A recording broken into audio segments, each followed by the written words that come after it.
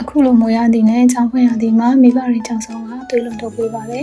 တတမမီတို့ကိုကြောင်းလှုပ်တဲ့အခါချင်မကိုက်အောင်ဘယ်လိုကာဝယ်ပေးကြမလဲ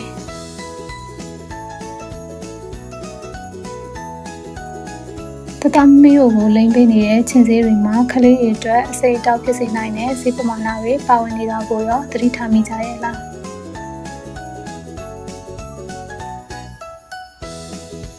ဒီနေ့ဗီဒီယိုမှာတော့ကလေးတွေအတွက်အန်နီရကင်းပြီးတကယ်ထိရောက်တဲ့ DEET 15%ပါဝင်တဲ့ချင်းစေးရွေးချယ်နည်းနဲ့စနစ်တကျသုံးစွဲနည်းတွေကိုရှင်းပြပေးသွားမှာမို့လို့အခုပဲ channel လေးကို subscribe လုပ်ထားလိုက်ပါအောင်နော်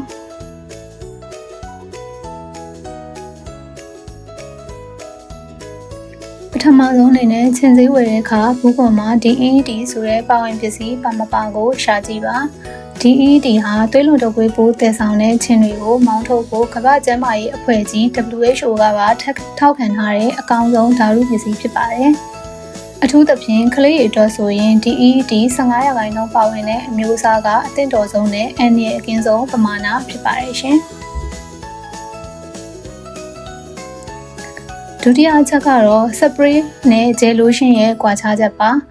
စပရေးကတော့ကလေးတွေရဲ့အဝတ်အစားတွေလွယ်အိတ်ပေါ်တွေကိုဖြန်းပေးဖို့ပိုအဆင်ပြေပြီးတော့ဂျယ်တွေလိုရှင်တွေကတော့ခြင်တွေဓာတ်ရိုက်ကိုက်နိုင်တဲ့လက်မောင်းခြေသလုံးလိုအသားအရည်ပေါ်ကိုတည်တည်ချာချာလိမ့်ပေးရင်ပိုမိုထိရောက်ပါတယ်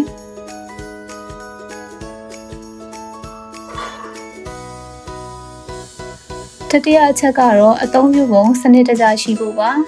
ခြင်စေးကိုခလေးရဲ့မျက်နှာမျက်လုံးနှာခမ်းနဲ့လက်ပွားတွေပေါ်ကိုဓာတ်ရိုက်မလိမ့်ရပါဘူးခလေးကလက်ကိုပါးစပ်ထဲထည့်မိရင်အန္တရာယ်ရှိတယ်လို့ပါအရေးပြားပွန်းပဲ့နေရသို့မဟုတ်အနာရှိတဲ့နေရာတွေကိုလည်းမလိမ့်ရပါဘူး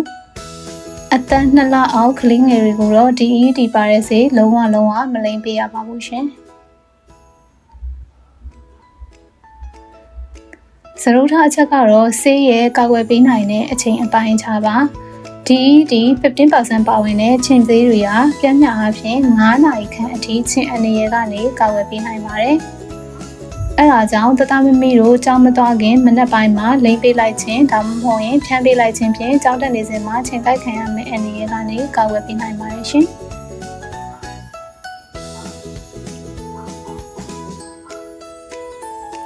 ဒီနေရာမှာမိခင်တွေ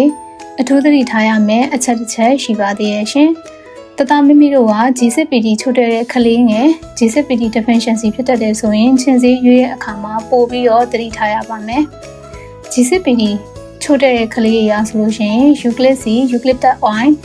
Camphor, ပယုတ်ပူမှန်တော့ပယုတ်အေးစတဲ့သဘာဝပစ္စည်းတွေပါဝင်တဲ့ချင်းပြေးစေးတွေမှာဆိုရင် GCPD ကလေးငယ်တွေမှာသွေးနီပေါက်ကွဲမှု hemolysis ကိုဖြစ်စေနိုင်လို့လုံးဝမသုံးဆွဲသင့်ပါဘူးရှင်။အဲ့ဒါတွေအစား DEET 15% ပါဝင်တဲ့ချင်းစေးတွေကသာ GCPD ကလေးငယ်တွေအတွက်စိတ်ချလက်ချအသုံးပြုနိုင်ပြီးအန္တရာယ်အကင်းဆုံးဖြစ်ပါတယ်ရှင်။